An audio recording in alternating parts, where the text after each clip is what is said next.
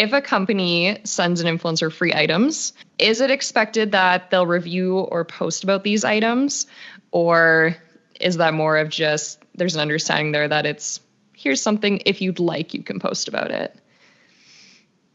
Again, from the influencer side, just being sent something, and if you want to post about it, is the way that I like to receive those things, because then there's no pressure. But from a business side, obviously you would prefer if they posted about it. I think the best free things that I've received are the ones that stand out when you get them and that you want to share. So for example, I shared this on my stories, I think it was like 6 months ago. I had they were like chips, but it wasn't chips. It was some sort of like healthy version of a chip. Company from Montreal reached out and they're like, hey, we have these new flavors coming out. Can we send them to you? We just want to know what you think. So we just want you to try these flavors. Just let us know.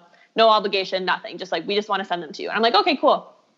Sure. Here's my address. So they send them, and it comes in this box that has 3 bags of all of their new flavors, but it also was like a self-care kit. So there was like a to-go tumbler and a candle and like this notebook and pen and this whole like experience of their product, as opposed to just sending. Yeah.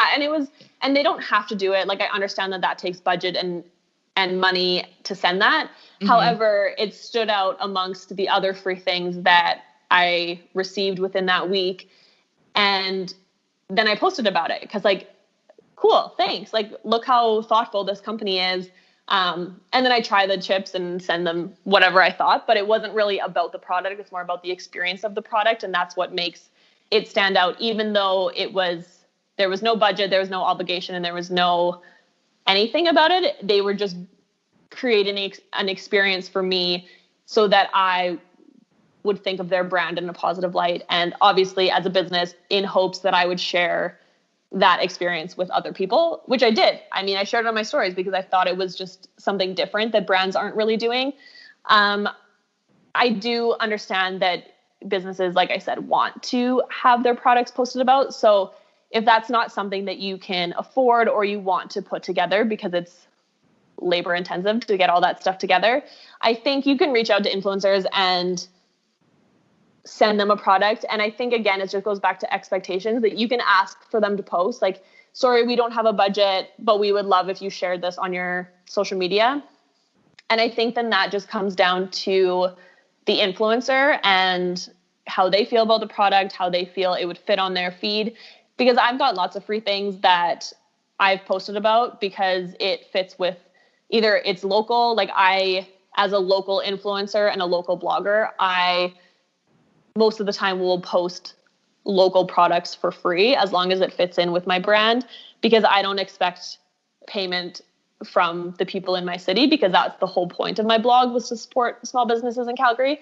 However, I just think the expectation can't be there because, like we said at the beginning, this is a business transaction. So if I was to just post everything for free, then I'm not making any money. And as much as I love free food or free shirts or free skincare, they don't pay the bills. And so I think it's just an understanding and transparency between the brand and the influencer. And you can't expect someone to post something for free on the platform that they've built and the audience that they've worked hard to build that loyalty without a budget, because they are a business.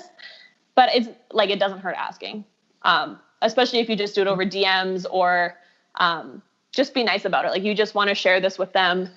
If they like it, they can post about it, kind of thing. I think that's the best way to go about it, because you don't want to create tension or come off as pushy, especially if it's free, because the whole point of the influencer platform is that they're sharing their thoughts. And if you come off as selfish like that, then what's stopping them from sharing their bad experience as well?